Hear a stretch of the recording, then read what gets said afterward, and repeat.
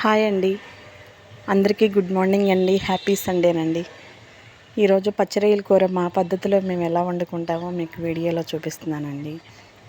ఇవి మా పాప వరకే వండుతున్నానండి. మాకేమో నాటుకోడి కూర తీసుకొచ్చారండి, అది మరో వీడియోలో చూపిస్తానండి. నూనె అంతా కాగిన తర్వాత ఉల్లిపాయ వేసి తర్వాత ఎగినాక పచ్చిరొయ్యలు వేసానండి. అవన్నీ చక్కగా ఎగుతూ ఉండగా కొంచెం సాల్టు పసుపు వేసానండి.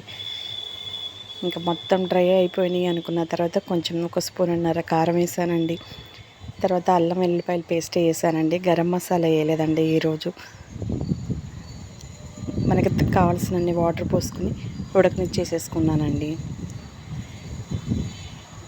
అన్నంలోకి గ్రేవీగా బాగుంటుందండి. చాలా రకాలుగా వండుతానండి, ఫ్రై కానీ ఇలాంటివి.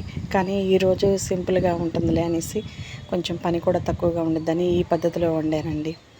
ఇంకా కొత్తిమీర వేసానండి. మధ్యలో ఉడుకుతూ ఉండగా చక్కగా డ్రై అయిపోయి శాంతం ఎగిరిపోయి నీరు మొత్తం అనేదాకా ఉడకనిచ్చానండి. మూత పెట్టి చక్కగా మగ్గనిచ్చుకుంటా ఉడికి మధ్యలో తిప్పుకుంటూ ఉంటే కూర భలే టేస్టీగా ఉండిద్దండి. ఇంకా అంతేనండి, కూర లాస్ట్కి వచ్చేసినట్టేనండి ఆల్మోస్ట్. అలా ఉండగా మనం మధ్యలో 2 సార్లు అలా తిప్పుకున్నాం అనుకోండి, కూర బాగుంటుందండి. కూర ఎక్కువ డ్రై అయ్యే కొద్దీ టేస్ట్ బాగుంటుందండి.